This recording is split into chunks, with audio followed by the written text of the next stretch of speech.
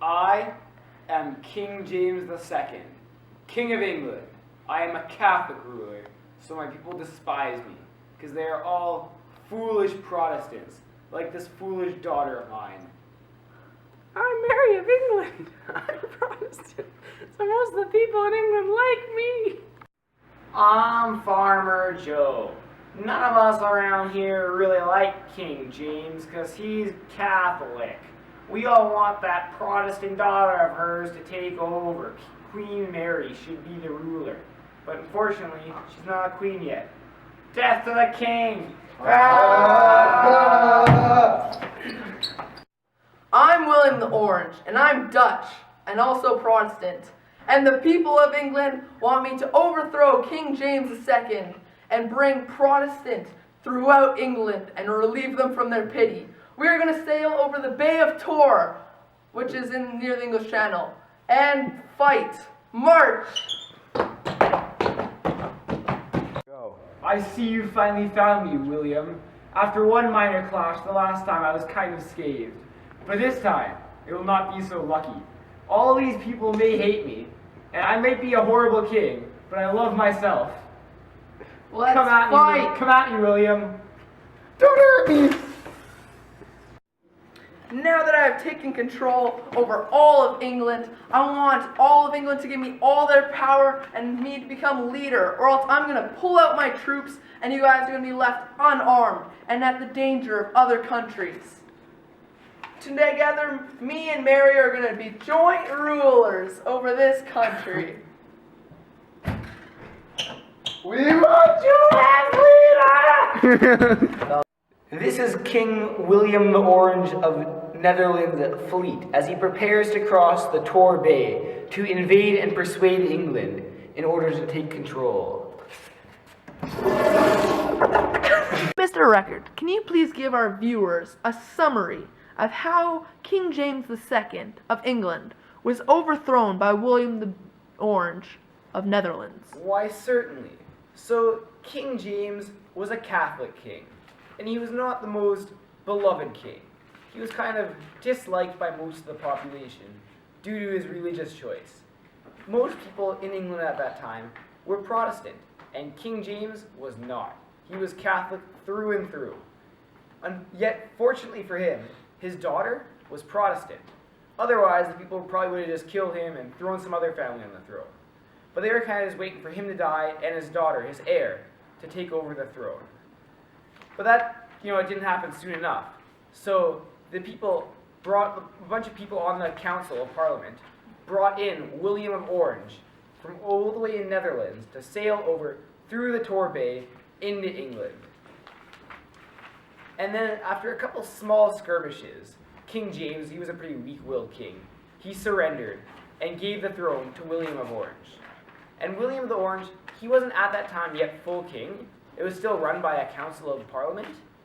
But he threatened that he was going to leave England altogether and go back to Netherlands unless the parliament voted him and Mary joint kingship. So, Mr. Wurzba, what exactly can you tell us about the political aspects of this event? Well, when Mary of England and William the Orange came into power, they eventually passed a very important bill. This bill was called the Bill of Rights. It was passed on December 16th, 1689. Well, what exactly can you tell us about this Bill of Rights? What is it? Explain for all our uneducated viewers. Well, the Bill of Rights gave more power to members of Parliament instead of the Crown. It also allowed for free speech in Parliament, so people could talk about whatever they wanted without any consequences. There were regular elections, so if somebody had too much power in Parliament, they would eventually be taken down. Also, if a monarch tried to change the system, people could petition against the monarch, and what they could do is they would sign a petition and send it into Parliament, and if it received a certain amount, then the monarch could be taken down and be replaced. Wow, that was very thorough. I'm surprised you know so much about this Bill of Rights. You must be very educated. Yes, I am. So, would you say this was a major political turning point in history? Well, I would say it is, because England was really the first country in Europe to do this.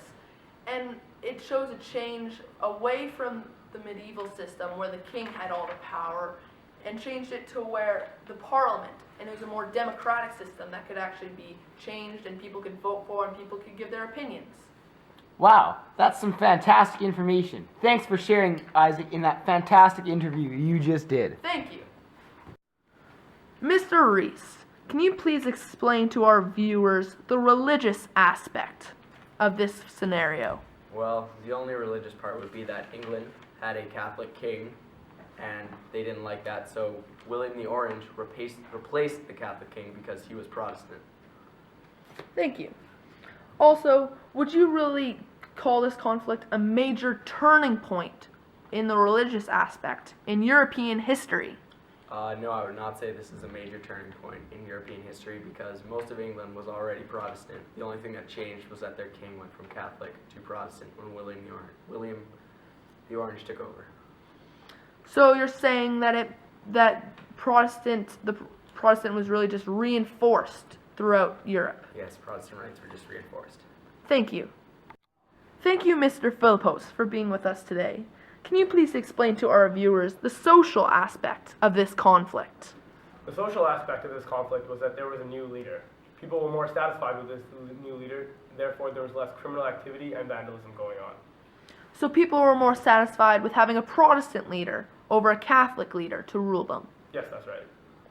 Would you consider this a major turning point in European history in the social aspect? No, I wouldn't consider it a major turning point because all that resulted was a new king, and there have been new kings all throughout history, not just in England, but internationally. Thank you.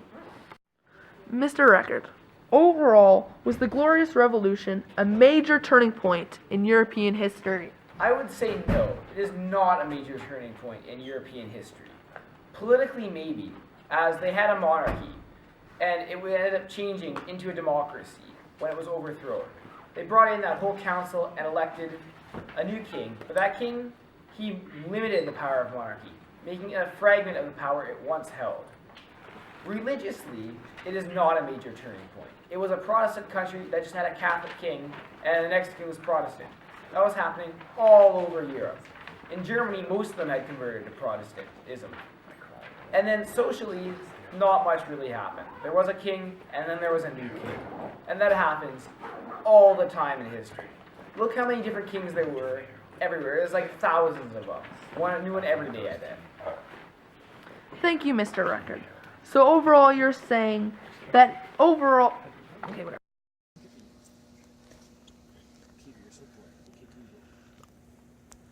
Oh, hi! I didn't see you guys there. Let me tell you a bit about the Glorious Revolution. The Glorious Revolution was, well, it was glorious.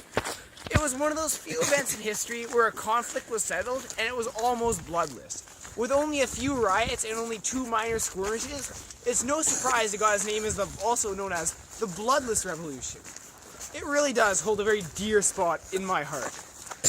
And in this video, we were inspired to film it by Mr. G. Robs, probably the best social teacher that's ever going to watch this video. And I would also like to give out a very special thanks to Isaac Wurzba for not hitting that truck as he's walking backwards. Another very special thanks to Cooper Reese for giving us moral support as we do our project. Another very special thanks to Mark Philippos for giving some very good looks to our project, otherwise our team would be severely lacking. What about me, Jacob? I'd also like to thank Peter for standing out here complaining how it's cold and swearing whenever we try and film. And a very special thanks to you viewers for watching our video. Thank you.